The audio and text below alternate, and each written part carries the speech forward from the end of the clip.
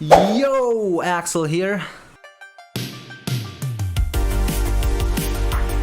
So the best use for Mona is basically her elemental burst, which means you mainly want to focus on maximizing out her burst level. The best use for Mona is a sub or support DPS, but of course you can still make her a main DPS if you wanted to. And because I am a firm believer of build any character you like, you can practically build any character you want, but in this case, if you want to maximize out your damage, you should focus on using Mona as a support or a sub DPS. Now Mona can be built in many different ways, but for this video we're only going to focus on using her as a burst sub DPS. Now for Mona's artifacts, you're gonna wanna go with the 4-piece emblem of Severed Fate. And as for the suns, you're gonna wanna go with attack percent. On the goblet, you go with hydro damage bonus. On the circlet, you go with crit rate or crit damage on whichever one's lacking. And for the substats on the artifacts, I would recommend crit rate, crit damage, energy recharge, or attack percent.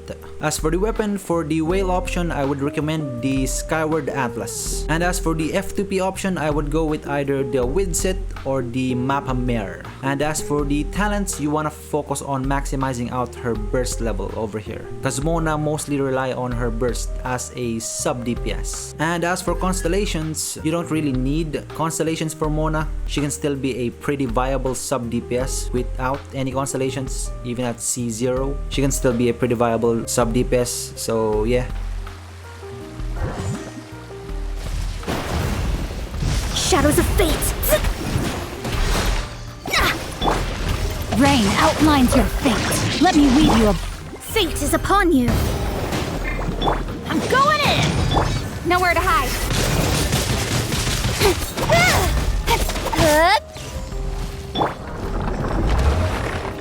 Alright, so if you like these types of content, educational content, and if you want to see more of these videos, then maybe you can go ahead and subscribe. It's free, it's easy. You can unsubscribe anytime you want. So yeah.